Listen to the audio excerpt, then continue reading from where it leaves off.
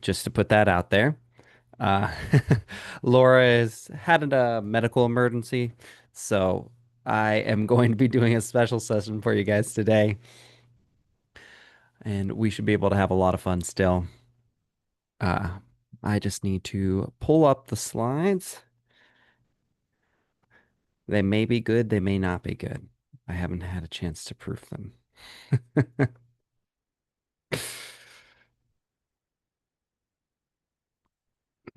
Give me one more second. Thank you for your patience, guys. And while we're at it, let's get the rest of those videos on. Let's get them on. Let's get them on. I would love to see your guys. And let's see.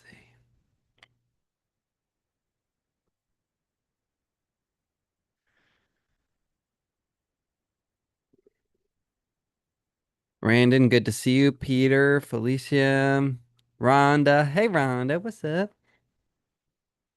Shuri, is that the way to say it, or am I overthinking it? No, good. I got it. Yes. All right, there we go. Patricia, good to see you too. All right, I got the slides, guys. They're coming. They're coming. I actually think you'll really enjoy today's. It was a little impromptu, but was funny as I was getting message about this stuff already. And then when they were like, "Hey, can you can you cover for me?" I'm like, "Well, I might actually be able to do that." So here we go. Let's see. Everybody see that okay? Did it come up for you?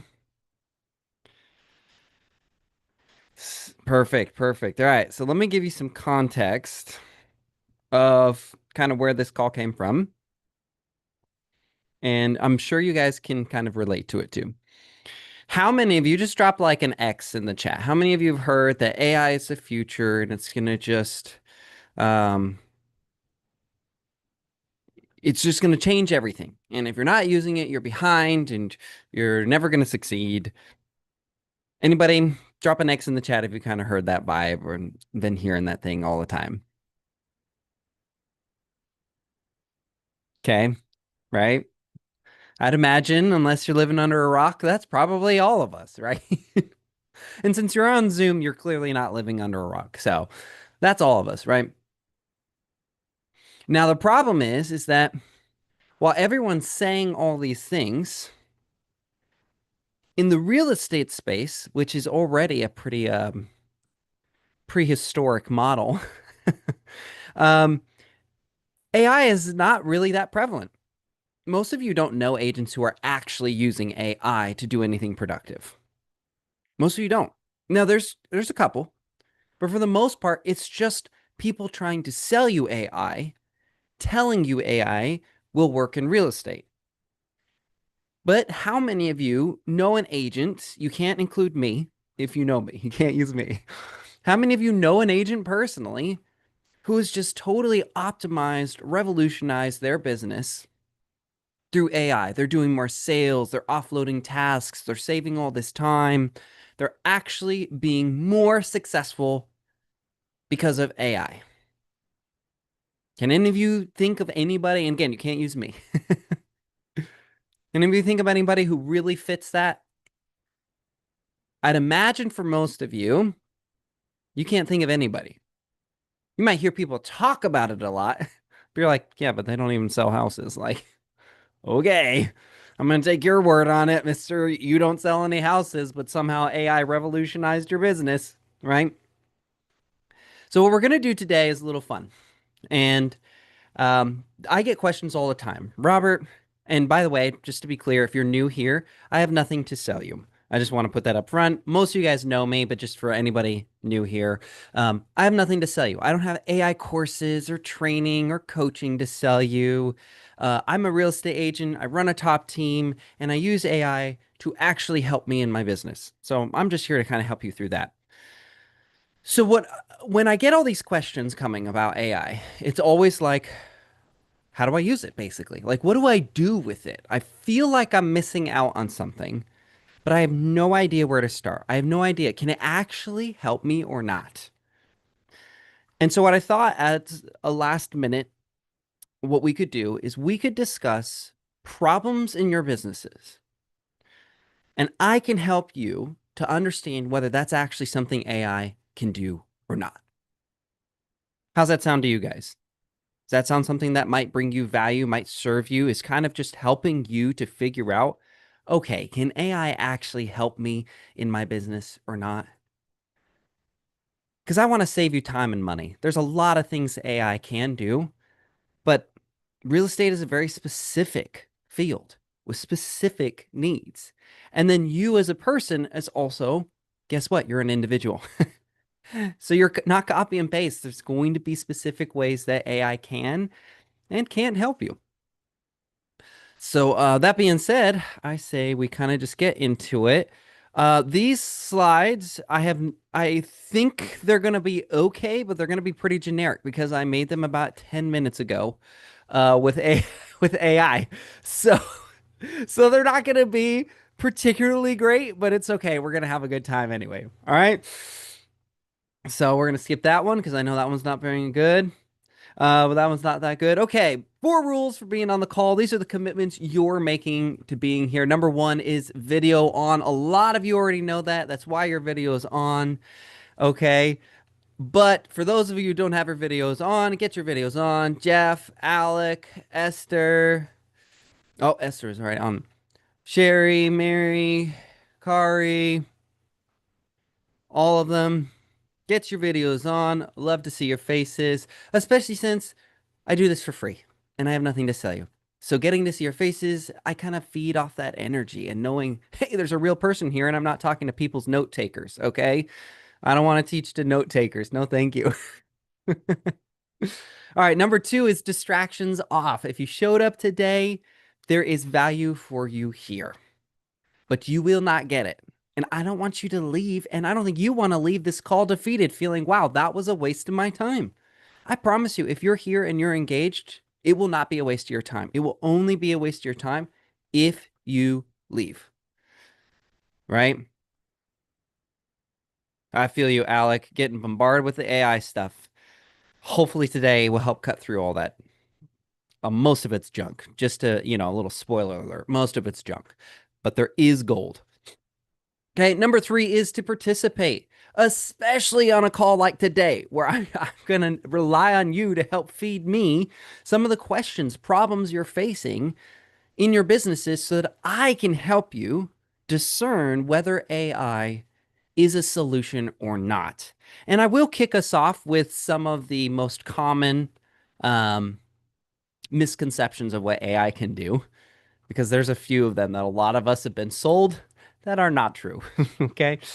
And then last but not least, but I would say the greatest is please go bless someone else today.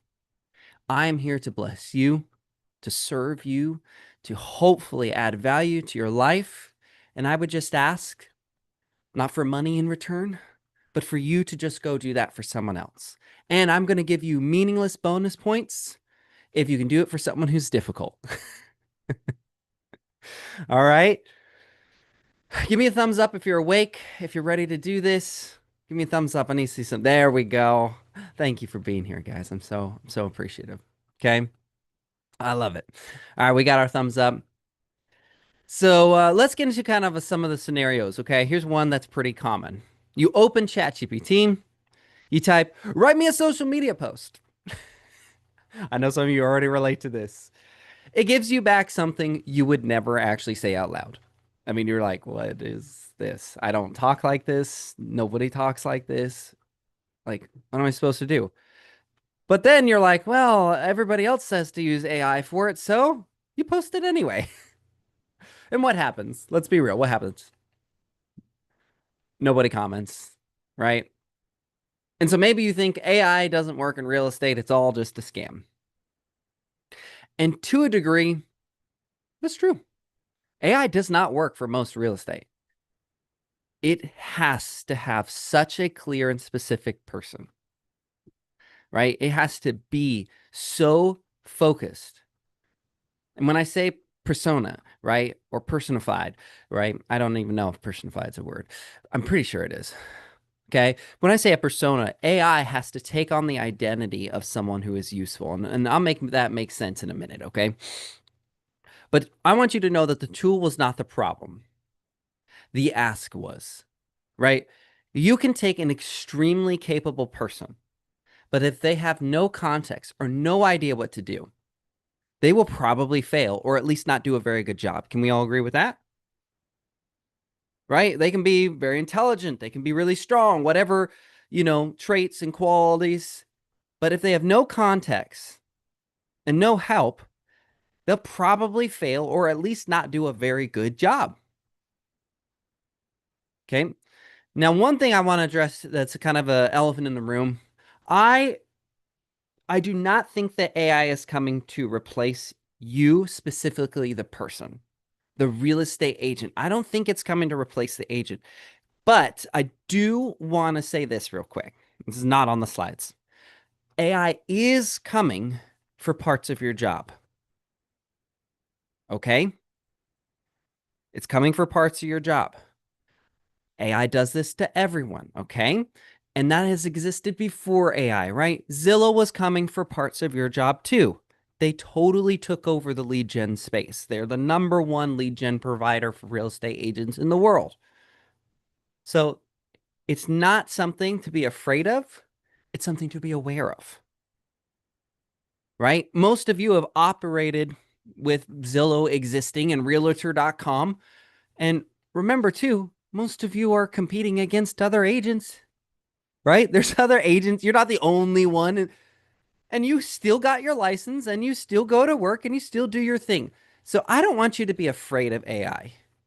AI, like everybody else in our industry, yes, it's coming to take parts of our job, good or bad, and make money from it. The good news is AI is accessible to each and every one of you. So you can use AI to go target those parts of your jobs and become more efficient, more effective, and actually scale faster. Okay. I don't want to bog you down with too much, but the goal here is to just delete the parts of your week nobody hires you for. Not actually delete, by the way. The work still needs to get done. But the point is to remove that because there is a whole bunch. Well, I think we can all agree with this. There is a whole bunch of work that we do as real estate agents that nobody pays us for. Agreed? Like, can we agree to that? There is a ton of work, and nobody even talks about like how much work we spend on like a listing that ends up they go, well, we're not listing anymore, or we're gonna decide to rent, or we're gonna stay. And I'm out all that money and all that time. But you don't see posts about that, and you don't see those in the lawsuits, and you don't hear about that from people. It just doesn't exist. So the more that AI can take off your plate of stuff that you don't even get paid to do, can we all agree that would probably be better? I would like to do work that I only get paid for if I can. Thank you very much. And I'd like to minimize the amount of work I do that I don't get paid for. I think that's a pretty fair way to want to run the business. So now, before you ever hand anything to AI, and I promise we're going to get to questions, I'm going to give you examples, everything like that. Before you hand anything to AI, there's three questions you should ask, okay? And then you will roughly know whether it is useful or useless, okay? So, number one is, and this is so critical, have you done this enough times to know what good looks like? Whoo, is that powerful? Anybody get what I just said there? Have you done this enough times to know what good looks like? Because here's the thing, if you don't know what good social media posts are, then AI is going to give you a generic post and you're going to think, sure, this looks great. I'll post it. And then it doesn't work. And then you go, what's happening? Why isn't it working? I did the thing. Everybody said use AI to write your social media posts and nothing's happening. Well, you don't even know what good is, right? And so you're out there, you're using social media or you're using AI to make posts, but you have no idea whether it meets the quality standards of what actually works. You need to know what works. You need to have done it enough times to know what good is. Okay? Number 2, is it words or is it truth? Oh my goodness. Anybody read AI filler posts where it just says a bunch of junk and you're like, what are you even trying to say? What is the point of all of that word salad? Okay? Because AI is just spitting out stuff. It is like a little kid who just rambles on and you have no idea what they're saying. And they probably don't even have any idea what they're saying. You have to extract them, right? Anybody have young kids? Do you understand what I'm saying? Right? If you turn around, like my daughter, she loves to read. She's 6. And I'll ask her, I'll be like, what happened in your book today? And she'll go, I don't know. She loves to read. I don't know. I have to extract the specific details and then I'll start to get much more coherent answers. So if you have little kids, some of you probably know exactly what I'm talking about. And to be honest, we have to do this for our clients too. Let's be real. Uh, okay. So you need to know whether it is just saying words or whether it is speaking a truth. And that means you need to know what the truth is. And again, we're going to get into all this. I don't have many more slides already. So number 3, would you hand this to a brand new assistant on day 1? What that means is if you went and hired someone brand new for your business, would you just say, here you go, take this and run with it? Or is it something they would need hand holding for? Training, onboarding. If it is, AI is no different. You can't just go, because imagine I went to you, Rhonda. Imagine I went to you, Rhonda, and I was like, all right, Rhonda, I want you to edit my fantasy novel at a Red Rising, which is a really big series right now, at that level. You go, listen, like I can like spell check and I know some grammar, but would you feel confident that you would be able to deliver New York Times best-selling quality level editing? Absolutely not. And yet, so many of us are guilty of looking at AI and going, "What the heck, man? Why didn't you just give me the best thing that was ever invented? You're AI, right?" Now, here's the thing, Rhonda, you are more than capable of learning what it takes to become at that level, a New York Times best-selling editorial level. You could actually learn how to do that. It is not unique to the individual. That is a skill you can learn. So you are capable. AI is capable, but it will need that guidance, that onboarding. The good news is it can learn way faster, and a lot of the learning it can do, it can go find itself. Okay. But just to be clear, circling back to number 1, you still need to know what good is. Okay. All right. Are you guys following me so far? Give me a thumbs up if everything's kind of making sense. Hopefully it's useful to you too. And you're kind of trying to see what we're trying to cover here, okay? No, I don't like that one. No, I don't like that one. Told you, some of the slides are not great. Notice how I know what's good and what's not. There'd be people who would go and share these slides and not even know. Okay, let's see. All right, let's get into the questions. All right. So there's a couple of different ways that we can do this. I don't necessarily have a super big format because like I said, this was all done in like 10, 20 minutes. So here's my thought that we could do. I can bring up some common things that I know that people think would work for AI that don't. Very common ones, right? So I can kick us off. But what I'd also love is for you to drop your questions about AI in the chat. But what you can also do is here's something I'm working on, or something I do, or here's a tedious task I have. Can AI do this for me? Does that make sense? Do you guys like that idea? Can you get me some questions then in the chat. And while you get me some questions in the chat, I'll go over some of the most common misconceptions about what AI can do well. Okay. Look at that. Alec already kicking us off. I love it. So while you guys drop those AI questions, or you drop those questions that are literally, here's something I do, it's tedious, it's annoying, or I'm not particularly good at it, can AI help me? Drop all those questions in the chat. I want to see dozens of questions, guys. We have time.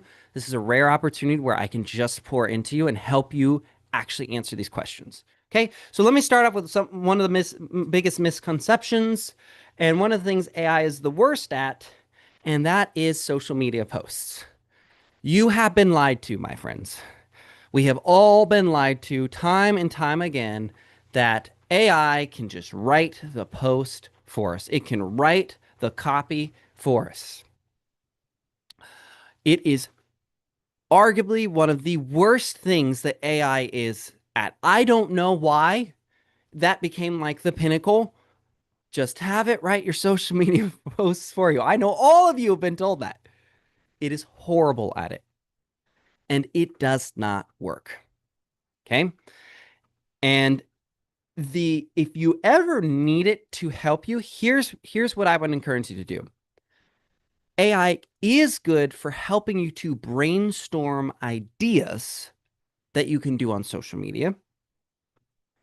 It is good at finding some research on trending hashtags that might be relevant to your topic. Okay, I'll give you an example, right? A lot of you know I do real estate. Some of you may not know I write fantasy novels as well. So I make content around the fantasy novels, and there's specific hashtags, just like in all industries, that perform for the audience that I want to reach. So I might make a post, and then it will go, and I will ask it to go and say, hey, find me the hashtags that are most relevant for my target audience. And it'll go and research them, right?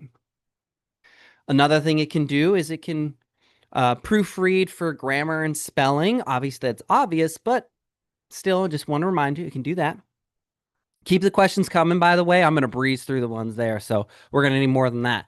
So keep them coming. Keep dropping them in the chat. Again, any part of your business, even.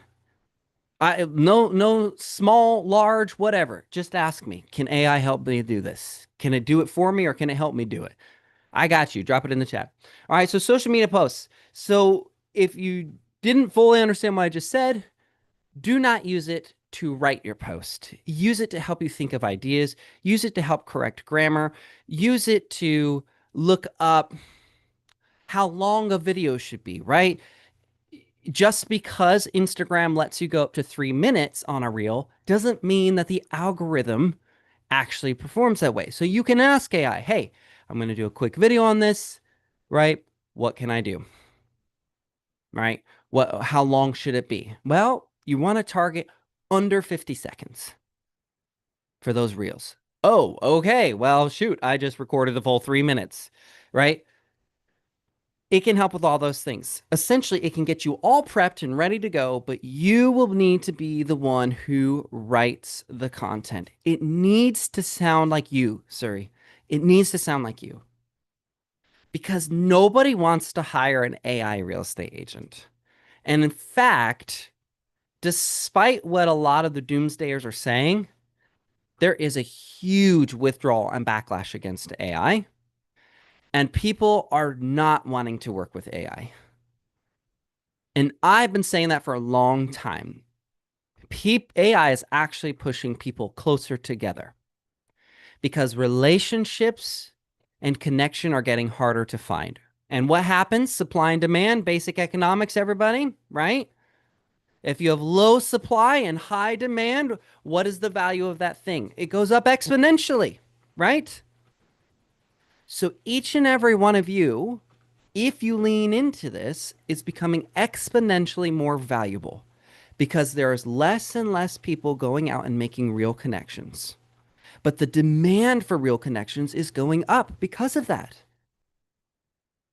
And as real estate agents, one of the most important things we do is we connect to people in a way that almost nobody else does.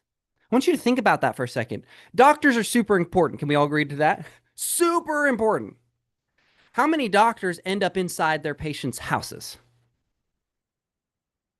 How many doctors often meet the kids of the people they're performing surgery on?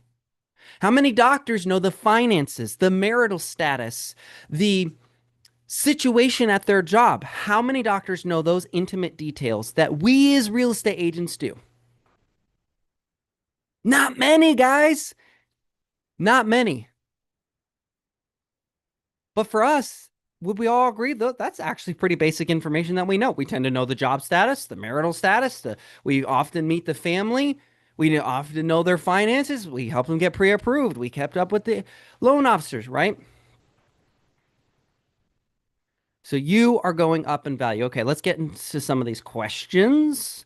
We're gonna have fun. Okay, let's start with Alec. How do we find the right AI? Alec, I'm assuming what you're saying is, man, there's Gemini, there's ChatGPT, there's Claude, there's all of this stuff.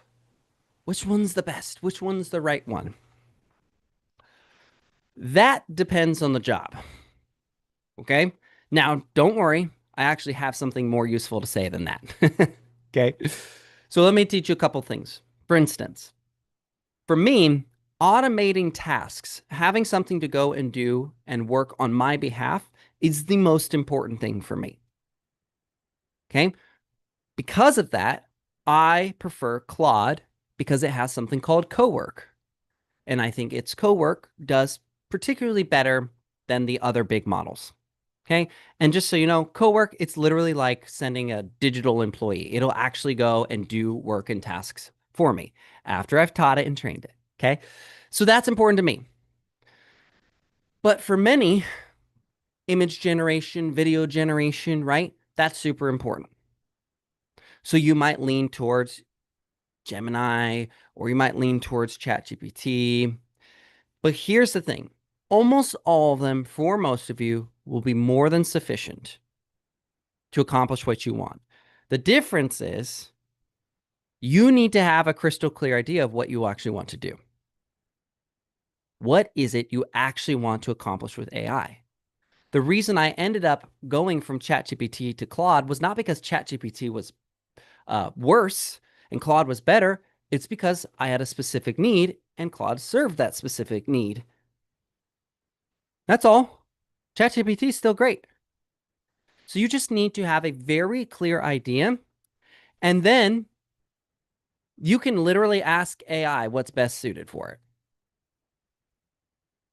Or you can Google it because Google's AI now too. Okay. If that makes sense, Alec, let me know in the chat, like give me a heart or something. And if that answered your question. Okay. Next, Patricia, following up my contacts in your database. So are you saying going into, say, your Lofty CRM and actually following up with people via email or text or something like that? I just want to make sure I have the right context. Yeah? Okay. So it's a yes and a no there, and I'll explain to help you actually know how you best to use it. Okay. I do not think, kind of like writing copy, I do not think AI is good at following up with anybody. I think most of us intuitively know when we're talking to a robot. Would you all agree that it's even with how smart AI is, couldn't you guys usually tell like this is not a human I'm talking to right now. Now listen, what did I just say about supply and demand with human connection? Did I say it's going up or down in demand? Obviously, up. Okay, so why would you ever want to offload one of the most high demand, valuable, and unique things that you offer, which is human connection? We don't want to offload that. But here's what AI can do for you, which is particularly awesome. It can go through your database for you. Now you will need something like Cowork that can access your browser and go through your Lofty and do this. But it could go through your leads and contacts and see who you haven't talked to in a while. Scan any notes you've put in. Set reminders for you to follow up with people. That AI can do. AI can help you to not drop the ball on having human connection with others. It can help you give context if it has notes or any other details in there. Okay? So that is a great way for it to help you with follow up, right? Does that make sense, Patricia? Awesome. Okay, let me keep going. Looking for a guide with AI prompts. Felicia, prompting is not really a thing anymore. Okay, that was a really big thing for a long time. The best thing that you can do to get the results you want from AI is just keep talking to it. I kid you not. I can't even remember the last time I wrote a prompt. And just to be clear, I use AI at a very high level. Very high level. On average, I have about 147 tasks a week done by AI. I didn't prompt any of them. I talked to them. Okay, and let me give you an example. Felicia, I'm going to pretend that you're Claude right now. I'm going to go to you, Felicia, with Claude for this new idea. Let's see, what's something I need to do? Let's use the example from Patricia, following up with my contacts for the database. Normally, we'd spend a whole bunch of time trying to figure out the awesome prompt. But we don't even know if the prompt's good. Remember our number one rule? The first rule? You have to know what's good anyway. So you might write a great prompt in your mind that the AI is like, what the crap is this? Right? So here's the better way to do it. I'm going to come to you, Felicia, and I'm going to go, hey, Claude, guess what? I need to follow up with my contacts in my Lofty CRM. I'm not really sure how to go about doing that.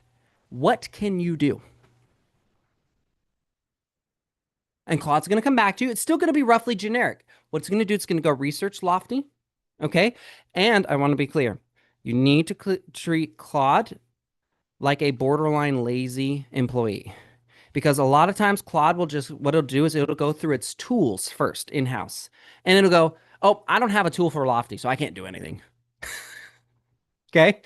And then like a child or a lazy employee, you're like, well, use Google Browser through my login and go do it. And then it goes, oh, yeah, I can do that. I can do that. You're right. I can totally do that. Okay.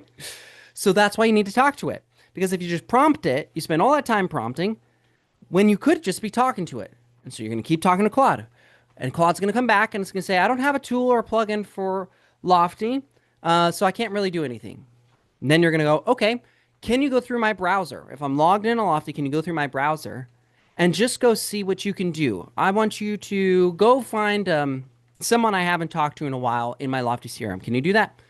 Notice how I'm testing it. I want to see what it can actually do. And so the best way to prompt or to get the results you want is to literally walk Claude through it in real time and you figure it out what it's capable of doing together. And then this is where it gets really fun, okay? And I believe ChatGPT has this too. I'm just particularly an expert in Claude, and I'm a little bit behind on ChatGPT, but I'm pretty sure they have the equivalent of something called like legacies. In Claude, it's called skills. So let's say I did all of this work, right? Felicia did all this work talking to Claude to build this follow-up examining thing. Okay. You can then tell Claude, now I want you to save what we just did as a skill. And what that means is now that skill is saved in your head. And so let me give you an example. Suri, you learned one day how to open a door. But did you have to relearn how to open a door every time you went to a new door? No. You learned the skill of opening a door. And even when the doors are weird, painted different colors, have different handles, you still kind of know and you can figure out how to open the door. Correct? Okay. So that's a skill. You can teach AI a skill. And so you can walk it through this whole conversation of how you do the follow up, what you've proven actually works, and then you go turn that into a skill. And then now, anytime Felicia goes in and says, hey, follow up with this or do my scan, right? You'll name whatever you want it to do. It'll go, okay. And it'll pull that skill and say, ah, this is exactly how we do this. And so now you're not spending forever reteaching it in every chat every time. Come on, that is so annoying and such a waste of time. Okay? Does that make sense, Felicia? Sweet. All right, let me keep going. Oh, real quick, give me a thumbs up if you guys are finding value in this, if I am helping you actually understand how AI can serve you better. I hope I am. That is my attempt. Thank you. Okay, I'm going to keep going. Can AI help create a website landing page and create branding? Ooh, Jacqueline, we going to have some fun here. AI is so good at coding. It is so good at coding, okay? I'm going to give you guys a special little treat. I'm going to drop my fantasy book website into the chat. Okay, exosia.world. You guys can copy and paste that and check it out. Maybe I should just show you. You know, I'm already sharing the screen. I should just show you, huh? All right, and the reason why I want to show you this is I want to show you what is possible. So give me a second. I'm gonna blow your mind and you're gonna be like, wow, okay, this is awesome. Okay. All right, give me a second. You're gonna love this. All right, here we go. Boom, boom, boom. Ta-da! All right, everybody see that okay? So I built an incredibly interactive. Look at it's a little bit laggy because we're on Zoom. So when you look on your screen, it's fluid, but there's faint glowing embers behind. There's buttons that highlight. When you hover over this, it goes down. Okay. If you click on different things, I have a giveaway that we're doing, faction loot box. Look at this beautiful piece of work I built here. Okay. And again, it's a little laggy on the animations because it's Zoom, but all of this stuff. And then what's even crazier, guys, is that this is the pretty front end. But I built an entire database, and you don't even need to know what that means, by the way. Claude will teach you. Okay. But I built a whole database that tracks everything, relates everything, connects to my kit email. I built a whole world, and I did it all through Claude with this coding. So, to answer that question, can it build website landing pages and create branding? I don't know what create branding means, but the landing pages, it can do it all. But I want to be clear, you still need to know what good is. Otherwise, it'll just create the generic crap. Okay. All the other authors in the world have access to AI too. None of them have a website that looks as good as me, including the ones who have made millions of dollars. And I know this because literally some of them even told me, "Whoa, you have the coolest website I've ever seen for an author." Okay. And I was like, "Thank you." That's a lot of work. Okay. So you still need to know what's good. You still need to have a vision. If you don't, you're just going to get the AI's vision. And what do you think AI is going to give you? Just generic, average. Okay. All right. Let's see. Next, can AI pull valid comps? Robin, last week, 2 weeks ago, whatever it was, I taught a whole class on how AI does comps accurately. I built a whole skill on it. So I got you covered. Um, Misa, I think I forgot to send that file for Cowork last week. Um, so let me send it in this week's newsletter. Help me remember to send it. So what I'll do for you, Robin, and everybody else is I built a skill specific for Claude Cowork if you want to use it. And you can drop that file. I'm going to give it to you all for free. Again, nothing to sell you. Give it to you all for free of how I use Claude to do comps accurately. And it is phenomenal and it works extremely well. So, and I'll give it to you all for free and you can try it. But I will caution you against this. Do not just go to AI and say, do comps on this property, get the numbers back, and then go, sweet, we're ready to go. You need to go get the sources. You need to go verify it's correct. You need to ask it questions. I'm going to give you a good example. It was doing a comp, and then it brought up a property. And what it did is I had a property that had half an acre. Okay. And then when I was asking its pricing and how it came to its pricing, it used zero point 0.4 acres as the example. And I said, listen, you're close, but this is 0.5, right? It's half an acre. So you're going to look for those details because, silly as it sounds, AI is basically human. It makes mistakes. Okay. It's not perfect. We assume it will be because it's not actually human, right? So we just assume you're perfect, right? But come on, guys. We've had technology for how long? And our internet still goes out, right? We still have Zoom disconnect problems. Like, there will always be problems with technology, okay? So you need to verify it. Now, what's good about the skill that I'll give you guys is that it will do a lot of the work up front. I built checks and balances into it. You'll still need to verify. It just shouldn't be nearly as much work as it was for me. Okay. So I got you covered. All right. Let's see. Next. Okay. Rhonda says, does your agent run on a separate hard drive? Which LLM do you prefer? So two questions, very easy to answer. So one is, does it run on a separate hard drive? No, too much work. Um, you can do that. You can run it locally. I'm going to be honest with you. That is the more secure option. But I already put my data everywhere else, right? In our email. If you think that that's not in Google's servers through their AI, it absolutely is. Every email you've ever written is not actually hidden. It is in a server. That is why the government can subpoena and pull records, right? That is why in Facebook they say it's encrypted and it's not there, and then somehow Facebook chats get extracted from the abyss. It all exists. The data's already out there. We already trust these companies to a certain degree not to leak our private information.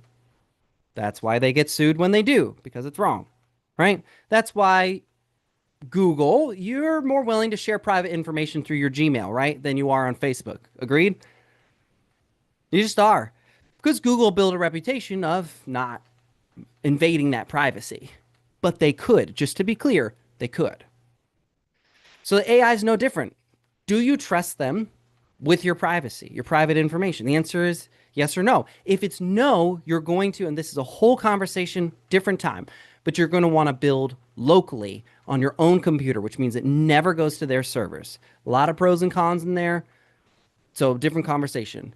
And then the LM that I prefer, you guys probably have picked it up already. It's Claude. And for the main reason that it has co-work. Remember those 147 tasks I told you about, right? It's a lot. It's crazy what I do with Claude, but I need it. Gemini, as far as I know, does not have um, automated agents like that will work on their own schedule, right? All of those 147, I'm not telling them to start. They're all scheduled and they go do their job, right? Does that make sense? Okay. Jacqueline, yeah, kind of what I just said. I've heard that Claude can do amazing tasks and process automation, kind of like set it and forget it. Absolutely, it is phenomenal at it. I've yet to find an AI that does it as good as them. Okay. But again, the tasks are useless if you don't have a clear vision or you don't know what's good, right? You have to have a clear vision. You have to refine it. You have to get it. But once you do, it's incredible, guys. Like, people think I'm like a superhero because I can do so much, and they go, how do you do it? How do you do all the things that you do? And I'm like, well, I don't. I don't. Someone else does, right? Come on, let's be real. Elon Musk, love him or hate him, he's brilliant. He has done impossible things. Absolutely impossible things. Things that NASA had 20, 30, 40 years head start on him, and he surpassed them in 5 to 10. How did he do it? Well, it wasn't certainly Elon going and doing all the work himself. How did he do it? He found the right people and he essentially automated the process. And he just oversaw and tweaked and refined and made the process more efficient and effective along the way. But he wasn't actually the one going and doing the thing, right? And so these scheduled tasks and things like that, right? You are still the manager, the boss, the CEO, and you need to have clear direction. Okay. All right. Rhonda asks, are you using your agent with an MCP server? So what this means, guys, is think of it kind of like, everybody heard of the term plugins? You know what that? Yeah, kind of. Okay. So an MCP server, a good example is Kit, which is a phenomenal email platform. I'm not even, maybe I should find out if I can be an affiliate of them because they're great. And I talk about them all the time. I love Kit. They came out with what's called an MCP for Claude. Now, what this means is that I can go into my Claude dashboard, right? My Claude AI chat. I can connect my Kit account to Claude. And now Claude doesn't have to go through the browser to do specific things. In the chat, it can go and extract data or do things inside Kit on my behalf. Does that make sense? It's okay if it doesn't. If it doesn't make sense, it's okay. Um, but essentially, that's what it means with an MCP. And yes, I use MCPs all the time. Felicia, are you saying it needs to learn your personality? I don't know context on that because that was a while ago, so you can circle back with me. Matt says, I can't remember how to properly phrase it, but caveat to the don't need to prompt, maybe ask me anything you need to know. Yeah, so you can do this is a really fun thing that a lot of people miss out when they do AI. Almost all the AI platforms have universal rules, places where you can put universal rules in them. And so what that does is that every time you start a new chat and you start talking to AI, it should be following kind of these guidelines, these rules, right? Think of it like manners almost, right? You know, like you can have lots of conversations, but you know in the back of your head there's certain things you should and should not do, right? So I've taught Claude to ask me questions all the time. Don't assume, ask me questions and verify. So now Claude asks me way more questions than it used to so that I can help get to the specific details. Okay? Does that make sense? All right. So Felicia says, sometimes I do a prompt. It says, I cannot. And I say, do it anyway. It does. I'm telling you, sometimes these AIs, they're lazy. Okay. Steven says, can I ask AI what would be a good prompt to? I wouldn't prompt to it. I would just ask AI or like tell it what you're trying to do. Let me give you another example. Okay. I have a conference that I'm speaking at. They're flying me out to this conference, and you guys are probably going to love this, and I'm doing a test run on it for you guys next Wednesday, by the way. Little teaser. It's called The Fastest Way to Get What You Want. Okay? Has nothing to do with AI, by the way. The fastest way to get what you want. Okay? And I'm teaching this at a conference. I wasn't sure how I wanted to do this because I wanted to bring some visual aspects to it, not just me talking the whole time. I wanted visual aspects on the stage. So I just literally went to Claude and I said, listen, ask me some questions about this thing I'm trying to teach so that we can figure out some reasonable visual things that I can do while I'm on this stage. And then together, Claude and I figured it out. So it'd be no different than if you were sitting down with someone right across from you, right? You don't just look at Robin and go, Robin, give me the answer. Robin's like, to what? And you're like, the thing. Okay. What's Robin going to do? If she's trying to be helpful, she's going to ask you a question. Can you be more specific? Oh, okay. You want help with designing these slides. Great. Is there a theme? Is there a topic? Okay. Next question, next question, next question. So you and Claude should be asking each other questions frequently, and you will get much better quality work than just saying, go do the thing. And then it comes back, and then you're like, that's crap. Go do it better, which is what most people do, by the way. Ask questions. Okay. Also, asking questions is one of the best ways to verify the accuracy of its work. So, like, let's say the comps, right? It brings me back comps. I'll ask Claude, okay, did you also check the interior of the homes online to see if they're more upgraded and we're dated?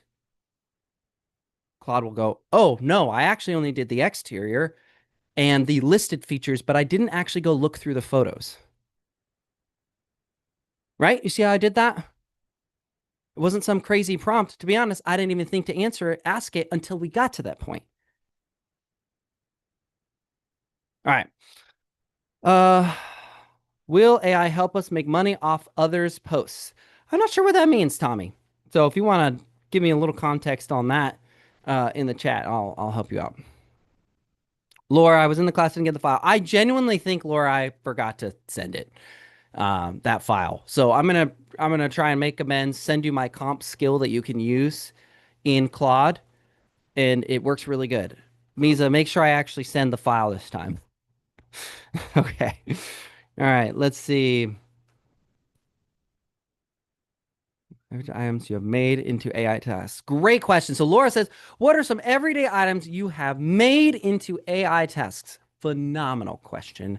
And I will gladly share with you what some of the things are. What I'm actually doing right now is I'm going to pull up my scheduled tasks and take a look. All right, let's see.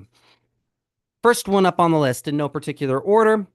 I have a daily Gmail pass. So what this does is it's going to check my connected email every day and look for things I haven't responded to. Okay. It's going to look for notifications. Let me give you an example.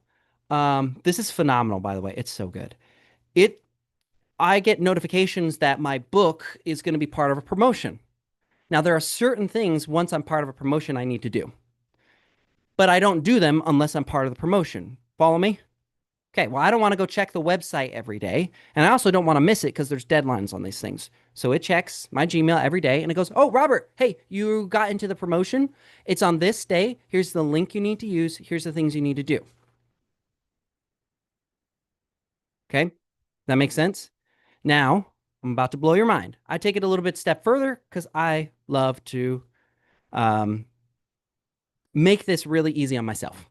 So it will also go put it in the calendar for me and create a ClickUp task, free plan, by the way, ClickUp task.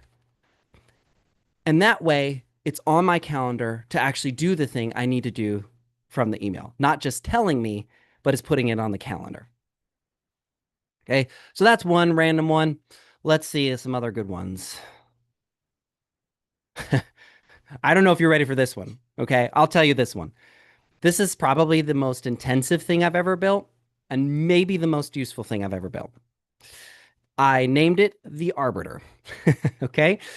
And what it does is that I have specific goals and deadlines. Let me give you an example.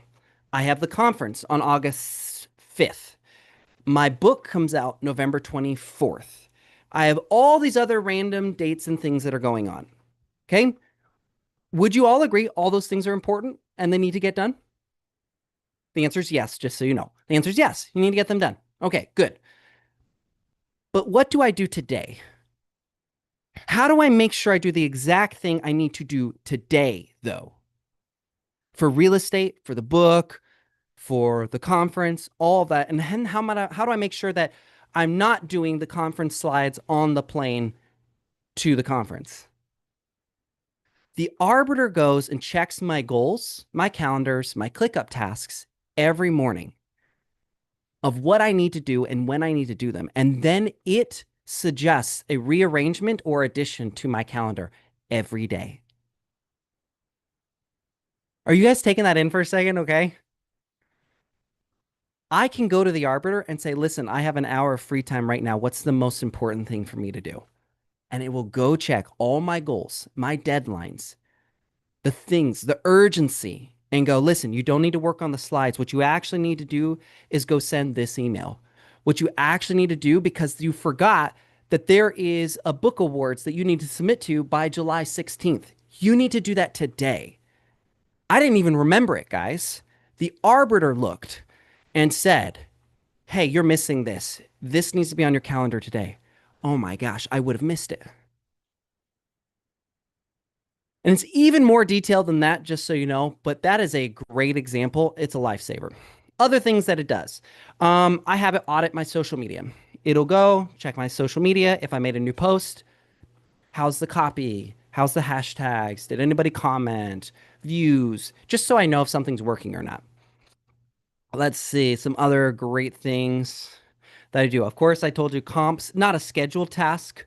Um, But what I'll do is, let's say I actually am already doing this now. I have a client there. I've listed their house. I believe that you should give market updates to your clients every week for listings. You should let them know feedback, all this other stuff. So I have a scheduled task where every week Claude will go and check my feedback through RealTracks, which is my MLS, my feedback through RealTracks.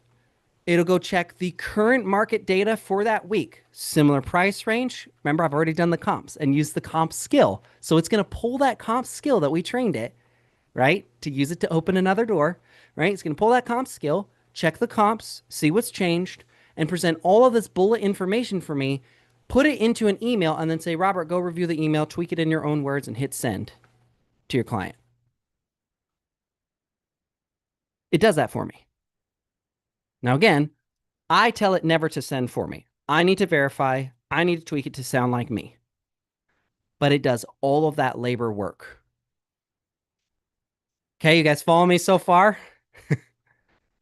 Right? I'll try and find it and see if there's anyone else. There's so many I have, but a lot of them require more context, and I'm trying to be fast.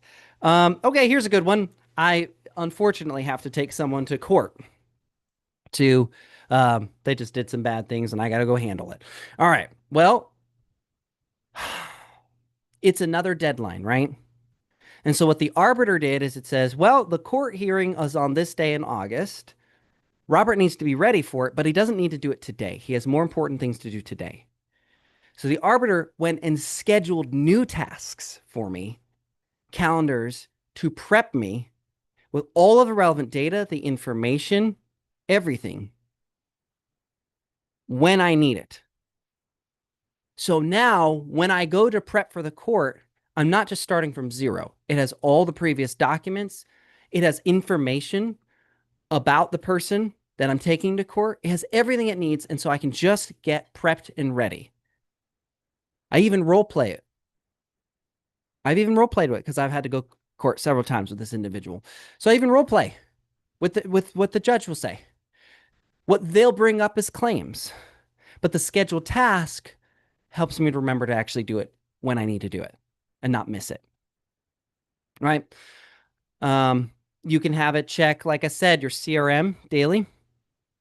Anybody I missed? Anybody I should be talking to today? Because a lot of CRMs will kind of do that, but I personally don't think they do it well. They're really, really boxed answers, not reasoned answers. It's not thinking, right? So hopefully, Laura, that gave you some cool things that I do.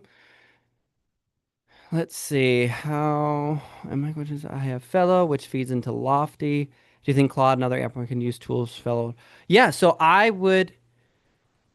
I have not I know Fellow's really Carissa. I know Fellow's really popular. I've never used Fellow. I'm a really frugal person.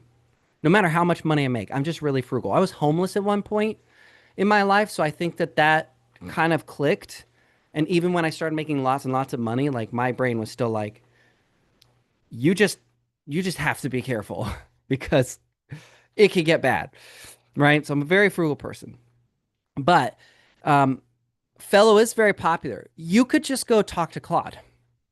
So that question you just asked me, you could just go ask Claude that exact question.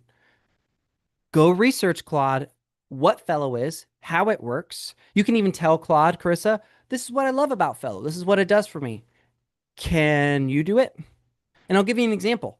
Um, there's this app. You guys don't need to know the logistics of it. None of you will ever probably use it, but it's called Pixel Flow. And what it does is it's just like an app that tracks something for me. It's like 20, 30 bucks a month.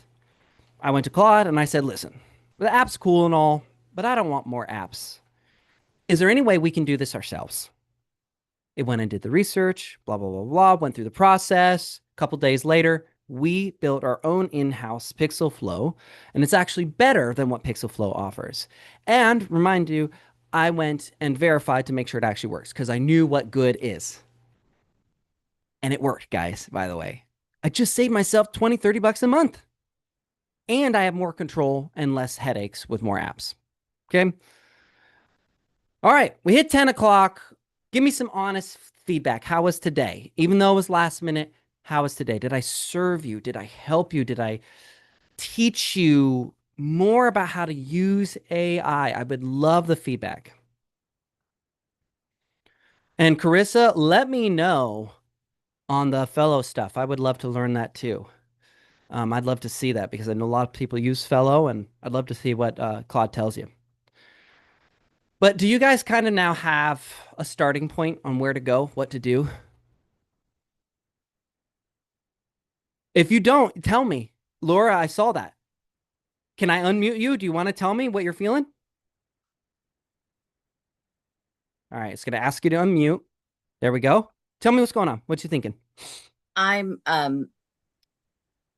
okay, so like you mentioned Arbiter, and I'm so new to this. So is Arbiter a software piece that I can go look up and use to manage my tasks? I mean, that's how bad I am. So No, you're not sometimes you're bad. speaking a foreign language. Listen, that's the thing. I am okay. I You're speak very, English. yeah. I speak English. If I end up in France and everybody's speaking French, nobody's gonna look at me and be like, "Wow, you're bad." Well, no, that's not true. You are phenomenal at the things that you are phenomenal at. So don't, and I mean this in a loving and encouraging way, don't demean yourself. Even in a joking way, don't, because your brain doesn't know the difference. You're Thank you. not bad. You're not bad. You just I'm haven't just new learned this. That's right. And to be to honest, AI. very few people know what I know because I spend way more time. And that's why I give it to you guys. I don't want you to have to spend the time that I do. I don't want you to. I'm built for this and I can get away with it, meaning it's part of my job, my work. If I can cut that time down for you, I'm going to. So the arbiter is something I built inside Claude. Think of it like a Oh, skill and a okay. task, but you name it because it helps me to remember, right? Because otherwise it'll just be like task number 14. But when you call it the arbiter, one, it sounds cool. Let's be real. To me, it sounds cool. I'm a total nerd. I Does. love fantasy. In fact, in my book, there is someone called the arbiter. That's where I decided to draw the name from. You've Who definitely got me curious oversees a about your bunch of book. stuff. So I got to nerd out a little bit, but I built it inside of it based off the needs I have. Because here's what was happening and how it came from. I had started having all this amazing stuff that AI was doing and all of my life stuff. And I was getting so stressed and overwhelmed because I had 40 or 50 things going at once and I didn't know how to manage them. And every day I was looking at my calendar and I have all of these good things. By the way, that's part of what I'm teaching next Wednesday. The fastest Oh, way to get what you want. I had all of these. This is the question that I had to answer. When every option is good, how do you know which one is right? And I didn't know how to answer that. So that's where the arbiter came in and helped me. The arbiter is just me. Me filtering me is essentially what the arbiter is. It takes my goals, my deadlines that I gave it, and it filters them daily so that it cuts through all of the good distractions, the good tasks, the good work, and finds the right work for today. wow. And so you will learn how to do that naturally over time. But my goal here is that I'm going to prove the arbiter over the next few months because it's relatively new. And then I will try and potentially make an actual app for people to have the arbiter. Because so far, I haven't seen anything that does this. So I'm going to prove it. And if I can prove that it actually works, I'm gonna put it out into the world because man, people need this. Okay. So now going back to where you said you're kind of not sure where to start or you're not feeling super confident. What is one thing? I know you had a couple questions in there. What's one thing you just want to go start fixing now? Comps? I don't I can't answer that. I was really looking forward to that CMA stuff to work on that. I Right got you. now I I've dropped got the ball there. I know. it's okay. I've got three properties that are sitting, they're all in the same area. It's slow in my area. I don't want to lose my listings. I need to get Mm, going on something to pull them marketing stuff to get attention, and I so that's okay. where I am in my head today. Okay. So listen, everything you just said, you could just say exactly into Claude and say, ask me questions on how to start figuring out solutions to these problems. And I've been using Chat GPT that way. That's fine. I mean, again, the Yeah. only reason I say Claude is because that's my now dominant. I used ChatGPT for a long time. It's still great. It's just the automated tasks are such an important thing for me. For a lot of people, they're not. A lot of people don't have that many tasks to automate, or they don't want to do the work it takes to teach something to automate. So I'm not saying you need to switch, but you can go to ChatGPT and do the same thing. Ask me questions on how to start solving these problems, Yeah. right? Okay. And that's what I typically do. Yeah, and so because the thing is that across the nation, homes are sitting longer. I'm in I South mean, Texas. It's really bad. It's really yeah, bad. right. Corpus Christi has water issues and it's affecting our sales. Right. And so here's the thing, and this is bleak at first, but then actually really good, right? Is if it's in your control, you need to do it. You know that already. I'm saying obvious, right? That means pushing yourself to do things you've never thought of. Sometimes it's just staying consistent, keep doing the open houses, keep doing the things that don't feel like they make sense. But in the meantime, it may just be that this is the market. And that means you need more listings. And let me give you a good example, okay? I don't think Shane's on the call, one of the agents on my team. Um, he had upwards of like 14 listings at the same time that were sitting. Hmm. Well, clearly he's good at his job. Hmm. Not many people are getting 14 listings at the same time. Right. I have Okay. a coworker that has 12 sitting, Right. I've got a partner of my team mine lead. in Canada, which moves even slower. He's had 40 plus listings at the same time. Is he a bad agent? No. That dude works his butt off. He is amazing, but the market is slow. So, what you do is you use AI to extract every ounce of good you can from your current situation, including the things you haven't thought of or tried. You do it all, but you keep steady. You keep steady. You get more listings. You get more buyers. You push yourself. I'm also an advocate um, for additional revenue streams. And by the way, I say related to the product. I am not someone who's going to tell you to go and start selling. And I mean this respectfully, just to be clear. But I'm not going to tell you, hey, it's a little slow in real estate, do less real estate, go start selling beauty products. Your main job is real estate if it is your main job. You need to be the best at it. It needs to get the most of your attention. But what in real estate can be additionally monetized? I already do bookkeeping for another broker. That's Right? my other job. Bookkeeping's a good example. Some people do transaction coordinating. Mhm. My buddy, some of you might have been at that call. My buddy Grant Wise, he has what a great last name. I'm so jealous. Your last name's Wise. Oh my gosh. Right? He has a great product he recently built um, that you could snap a picture inside someone's home, like a hole in the wall. Like literally, like so they're like, yeah, it broke the drywall. Snap a picture. It'll go get you a local estimate on the cost of that, like instantly. It's amazing, right? But here's where it gets really good. You can start getting contractors. Think of it like Kelly's Blue Book. They go and they try to pay for leads on Kelly's Blue Book. I'm trying to think of the other Yelp, other places that sell them leads. You could be the one giving them the leads and getting paid for it up front. And so I actually helped Grant to bring some people on. I was there before he built the app because I was like, this is powerful. And so some of the top teams in the nation have an entire new leg of income that helps supplement everything because markets will be slow and markets will be fast and markets will be lukewarm. Room temperature. That is just the nature.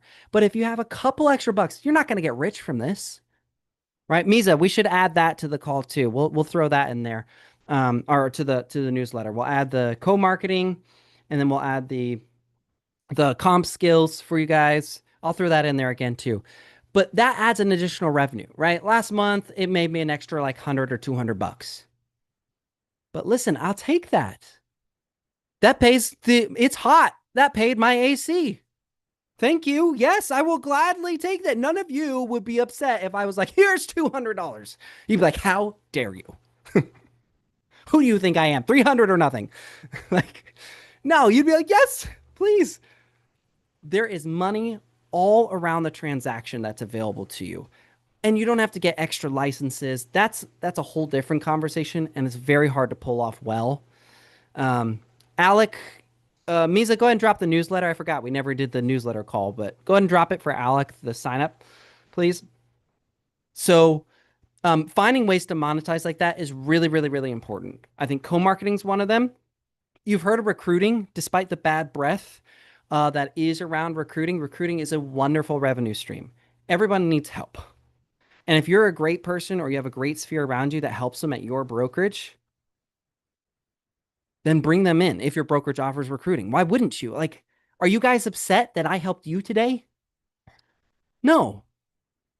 Okay, well, if your brokerage is a good fit for them and they need the help, and also your brokerage is like, we'll also pay you, are you going to say no? Help the person and get paid. Isn't that what you already do in real estate? You help the person and you get paid, right? And the beautiful part is it comes out of the brokerage's cut. So that's an amazing thing. You know, Walt, Chris, and I have built the Agent Alliance with that premise. Some of you are in our downline, some of you are not, and we still bless you and serve you.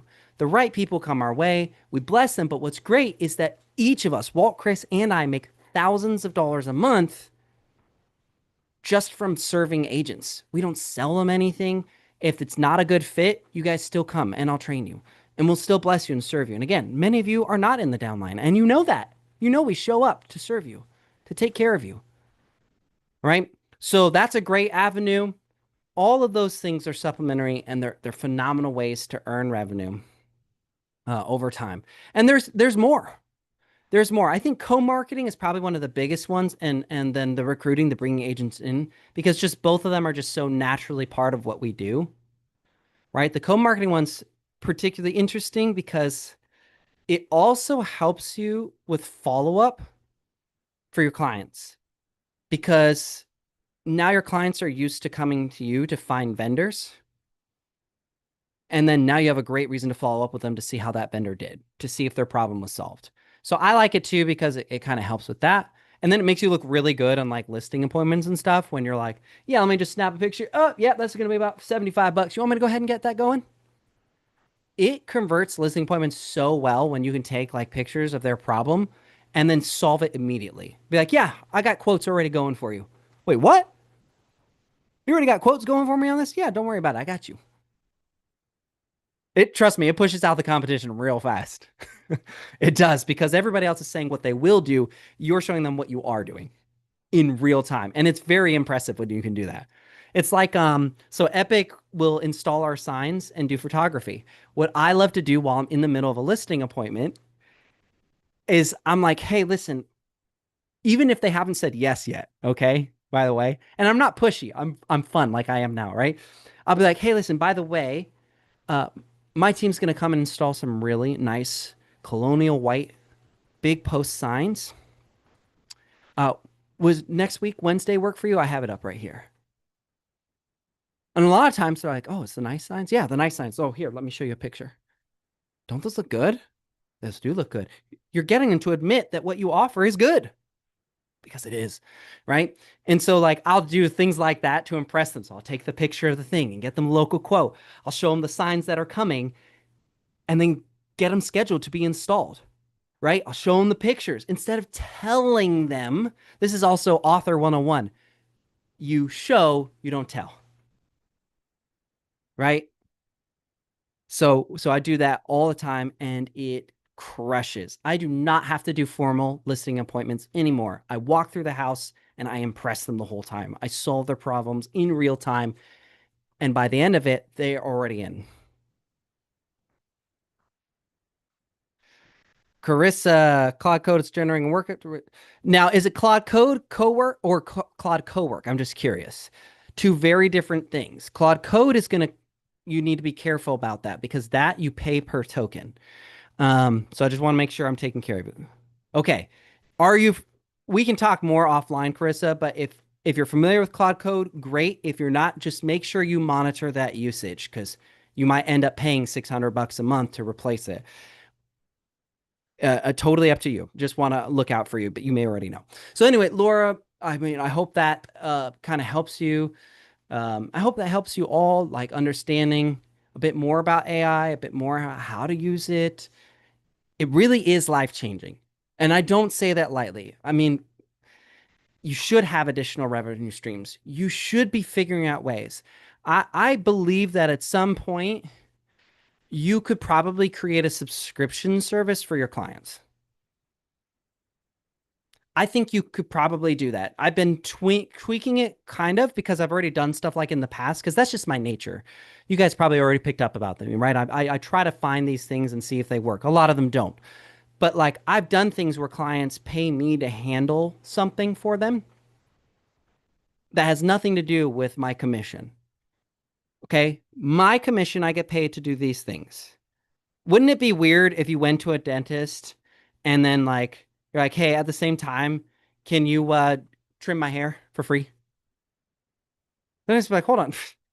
First of all, even if I could, no, like you pay me to do that. But that's not what you're here for, right?" So I found different revenue streams. We all do, Laura. And I don't think it's a good thing. I actually think that's a bad thing that's happening to our industry because I think that we're going to be expected to do more and more free things because the assumption is that we're doing what AI could already do. Does that make sense, right? So it devalues. But the reality is you need to use AI to justify charging more. You need to use AI to create products that are relevant to your clients, right? I absolutely believe that we should be monetizing through the vendors. They should be paying for our leads. You guys should not be giving free leads to your vendors because they're already buying from someone else. And if they don't want to pay you, that is a slap to your face. They'll pay a random corporation who doesn't care about them, but they won't pay the agent that's local who brought them the business. Do you see how messed up of a relationship that would be? They're actually not a good partner if that's how they view it. And I don't want to be around someone like that. It's like when I went to a loan officer one time, he had already had 30 deals from me that year. Okay. He made bank. Okay. I was probably his number one agent. And I said, listen, I have this marketing that's coming up and I'd like you to help pay for it. And he said, "Oh, no, I don't want to do that. I don't want to look biased and like show other agents." And I said, "Really? You're not biased? Okay. I don't want to be unbiased towards other loan officers. So you may have one deal and I will take the other 29 deals somewhere else." And just to be clear, I did end up, I stopped working with him. He wasn't a bad loan officer, but he was a bad partner. He's a bad partner. If I'm making you money, you should be making me money. If I am spending money, you should be spending money. Where else in the world does that even like that type of relationship like not make sense? That would be a terrible relationship in any other context. And so like that's other things that you should be offsetting, right? There's apps you pay for that a good example is Carissa. She's trying to figure out, can I save 600 bucks a month on Fellow but still get the services? This is a great place for AI to come in. What are you paying for that you don't need to pay for? What's missing that you can build yourself,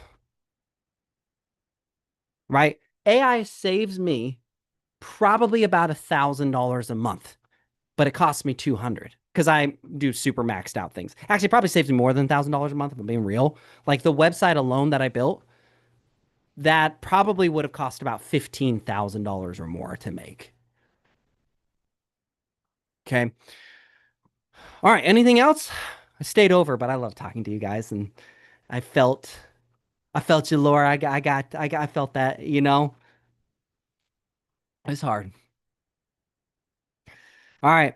Well, guys, I'm going to try to not drop the ball. If for some reason I drop the ball in the newsletter and I miss a file or I didn't give you a link or whatever, just remember I don't have this part automated.